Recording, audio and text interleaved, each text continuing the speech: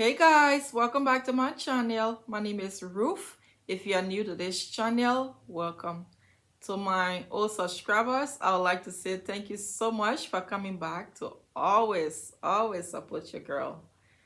Thank you. In today's video, we will be talking about how I studied for public health nursing. This is the book. I think if you watch one of my videos I share about my RN to BSN program, I talk about this book. And during that time, I was just starting this course, and it was a very rigorous one. So yes, public health nursing.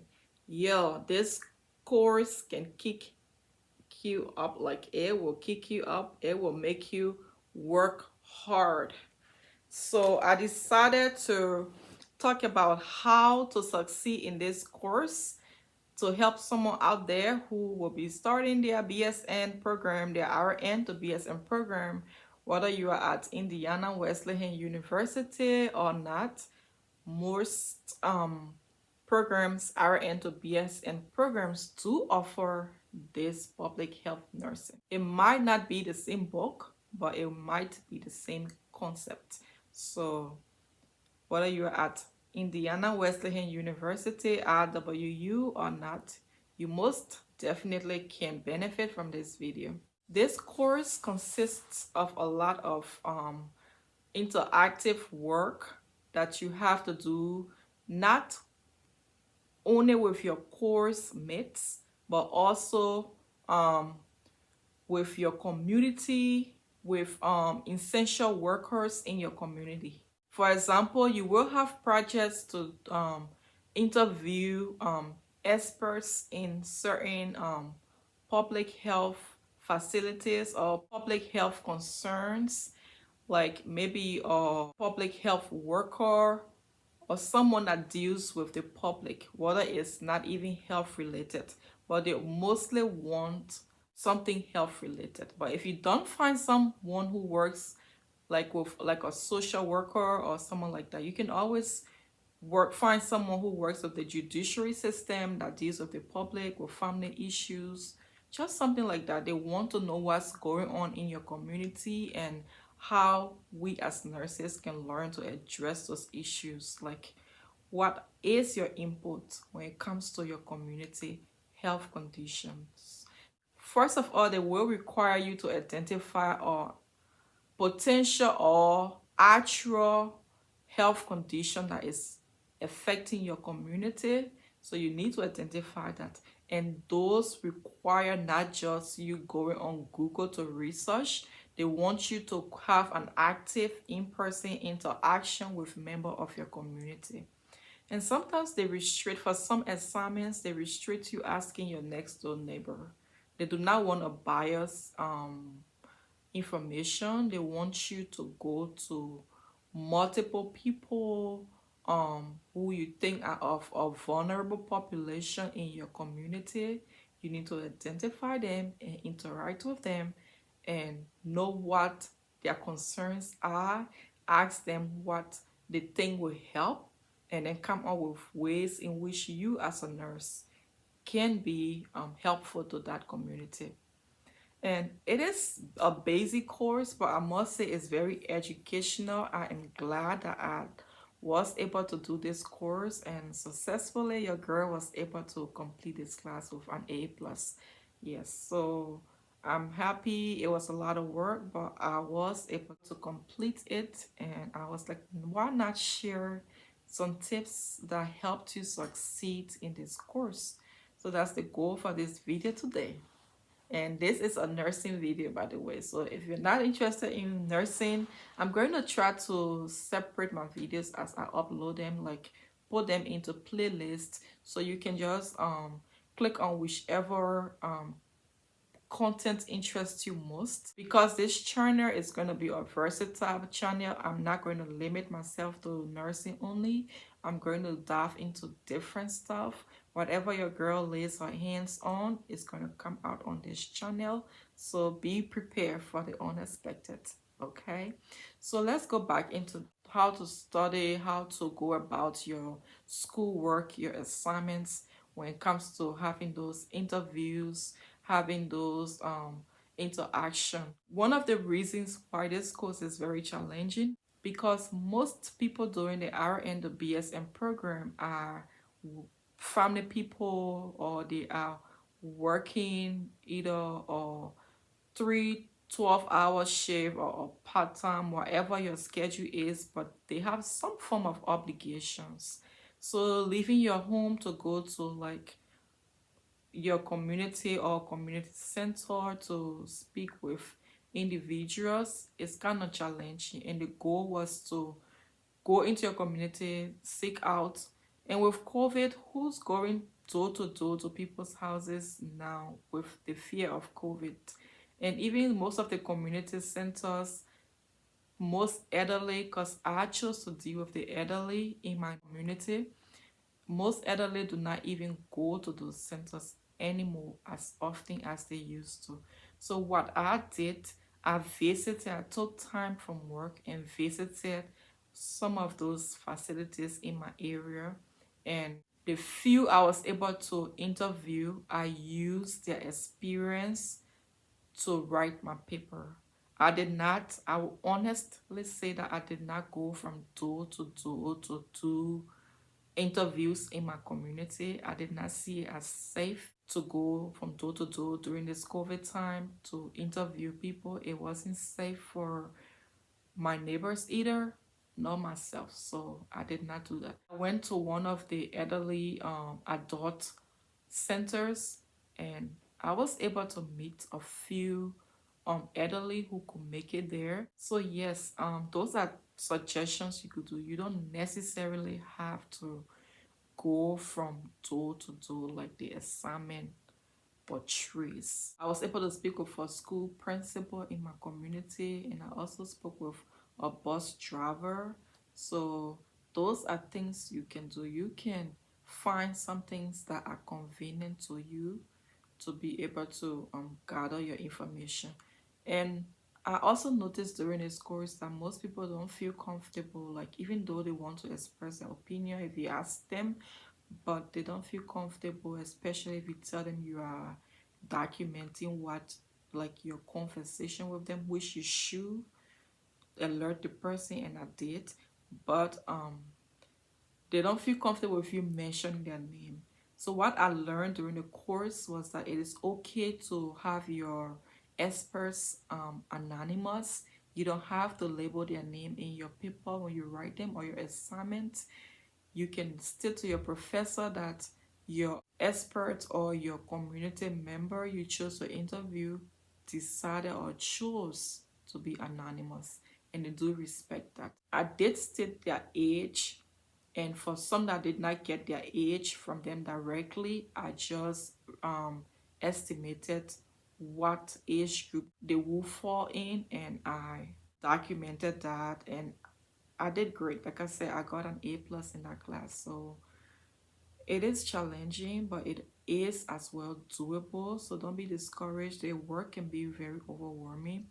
Well, another thing I would say is that you also need to be creative. You need to be able to think, critically think, and creative and creative in able to identify what you want to address. You don't want to choose a topic that you don't have enough resources to support. Be realistic. Choose simple topics, simple concerns. They don't expect anything so magical. And most times, some of those things that we consider as simple things, like, oh, I don't want to talk about a simple topic. I want to find this big topic to talk about. Those simple things are things that really affect something like anxiety, depression. Those are things that affect elderly. Like when I choose elderly, anxiety, depression affects elderly, especially during this COVID time. People are alone, people are away from their families, especially elderly that live alone. They are not able to go to those centers like I learned. So that can be a state that can put people in a state of anxiety or depression or loneliness. So find something that you think is realistic, something that makes sense to your population. Also, I know that most schools do not allow, pretty much all schools, because even my RN, my ADN program did not allow us to use like Google. But I would definitely tell you that you can use Google. Do not use Google in your papers, but you can use Google to give you a general idea on the way forward. What do I mean? Say you are asked to discuss a certain topic. If you don't know what that topic is even about, how can you go about really researching it? So do something simple as put that word into Google. Google will give you, at least for me it did, it will give you at least a definition of that word. It gives you examples about that condition. You can Google like how does this look like in a person, something like that. You can also go to your school um library to do it. It gives you an idea on what to look for when you onto your school's library. So those little tips that I figured out why during my course did help. Do not ever cite or take information directly from Google and put into your paper. You're going to fail. Do not do that. And also, do not plagiarize. Make sure everything you have written down, either paraphrase it in your own word and say according to this person, according to this, or just paraphrase it or write. If you want to make a direct quote, make that quote and cite whose information or whose idea it was. Those are very helpful tips. Another challenge I had with this course was we had some PowerPoint presentation and I wasn't so familiar with PowerPoint stuff, so I did not have a fancy PowerPoint presentation because when I uploaded my stuff, I noticed that at the end of the course, some of my other cohorts I saw they had some like colorful PowerPoints. So after my first PowerPoint, when they presented, everyone presented their work and was sent back to us to evaluate our cohort work and give a feedback about it. I was like, I saw all of those things on the computer and did not even play around with them. I was just so focused on getting the actual information out, but it wasn't so fancy. It was just plain. Oh, I did not even color my PowerPoint, y'all. Like, seriously. Yeah, so after I saw how other people did their work so nicely, my second PowerPoint, I was able to do better and just play around on the computer and what I did, I saved one work, my plain PowerPoint work, so that I don't start clicking on stuff and click the wrong thing and delete my entire work. That would be a disaster. So I had two works. One of it was to play with it and see how I can become fancy and stuff like that. And I definitely upgraded from a plain old white PowerPoint with just information provided to something looking very beautiful and well structured. Those are some of the struggles I had, and that was how I overcame them. And I was able to successfully complete this course. And I am on to the next. I am still using the same book, Public Health Nursing, but we are dealing with poverty and health. So we are dealing with poverty now. It's just a 4 weeks course and this is week 2 of it. So I've already figured out how to do an 8 weeks course from this book. So so far I'm staying positive that this one will go well. If I was successfully able to complete an 8 weeks major course, I know with God's help, I will be able to complete my 4 weeks course. And by the way, I am more than halfway done in this program.